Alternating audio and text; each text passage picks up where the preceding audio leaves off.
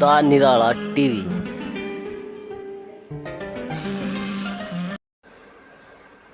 The Nirala TV में आपका स्वागत है दोस्तों। उम्मीद है आप सब बढ़िया ही होंगे। चलिए बात करते हैं आज के मुद्दे की। दोस्तों, पेट्रोल डीजल की बढ़ती कीमतों को लेकर अब एनडीए में भी बवाल शुरू हो गया है। जी हाँ दोस्तों, बिहार में एनडीए सहयोगी श्रीमान पलटू राम उर्फ नीतीश कुमार की पार्टी जेडीयू ने बढ़ती कीमतों पर कहा है कि अब कीमतें चुभने लगी हैं और भारत सरकार इस पर तत्काल रोक लगाए। उधर पेट्रोलियम मंत्री ने सफाई देते हुए कहा था कि सरकार टीकाकरण के लिए 35,000 करोड़ रुपए और महामारी के दौरान सामाजिक कल्याण की योजनाओं के लिए अतिरिक्त फंड्स की ज़रूरत होती है। हालांकि उन्होंने ये नहीं बताया कि सेंट्रल विस्टा के लिए कितने फंड की ज़रूरत है, जो लगभग 22,000 करोड़ रुपए की लागत से विश्व गुरु भारत के प्रधान सेवक के लिए बन रहा है। जी हाँ दोस्तों, आपके प्रधान सेवक उर्फ चौकीदार के लिए बन रहा है और उसका भी कोई ब्यौरा दोस्तों नहीं दिया गया, जो आपके लिए कोरोना के पहले कार्यकाल में 20,000 करोड़ का राहत पैकेज पेश किया गया था। लेकिन प्रधान जी ने ये स्वीकार जरूर कर लिया कि उपभोक्ताओं को तेल की कीमतें चुभ रही हैं, लेकिन नहीं प्रधान जी, सभी उपभोक्ताओं को नहीं चुभ रही, क्योंकि कुछ तो ऐसे भी हैं जो पेट्रोल 1,000 भी खरीद लेंगे लेकिन वोट अपने पप्पा को ही देंगे। 100 रुपये वाली तमन्ना तो आपने उनकी पूरी कर ही दी।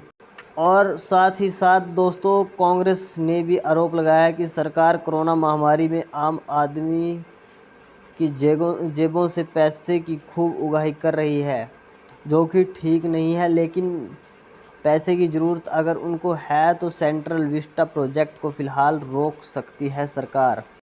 दोस्तों, दूसरा मुद्दा है बिहार से बीजेपी के पूर्व सहयोगी दल लोक जनशक्ति पार्टी में टूट से जुड़ा है। जी हाँ दोस्तों, कल से सुर्खियों में है ये मामला। आपको बता दें, बिहार में एलजेपी एक ठीक ठाक वर्चस्व रखने वाली पार्टी है दोस्तों, जिसके संयोजक थे रामविलास पासवान, जिनका अभी कुछ माह पहले निधन हो गया था। लेकिन दोस्तों, निधन से पहले ही वो अपने बेटे चिराग पासवान को पार्टी अध्यक्ष बना गए थे।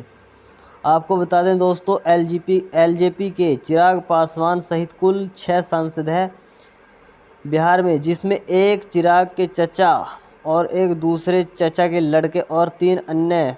अब दोस्तों, हुआ ये कि बड़े पासवान जी तो जा चुके हैं, लेकिन अब पार्टी में वर्चस्व को लेकर जंग छिड़ चुकी है, और जो जंग पासवान परिवार ने ही शुरू की है। जी हाँ दोस्तों, चिराग पासवान के चाचा पशुपति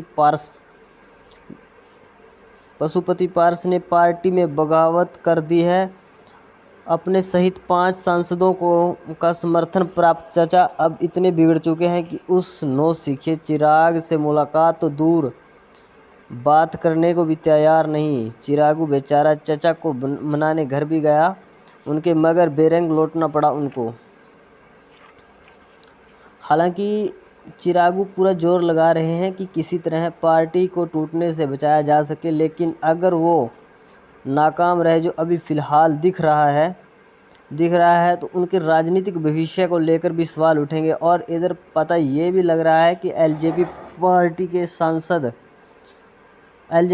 के सांसदों ने लोकसभा स्पीकर से भी मुलाकात की है। उनका कहना है कि सभी सांसद लोकसभा स्पीकर को ये बताने गए थे कि लोकसभा में एलजेपी का संसदीय दल का नेता अब चिरागू के चाचा पशुपति पारस होंगे।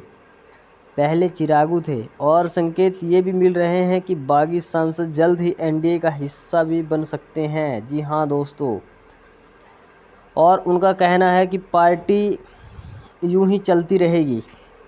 चिराग साथ रहना चाहते हैं तो रह सकते हैं, मगर फ़िलहाल तो चिरागू अकेले नज़र आ रहे हैं।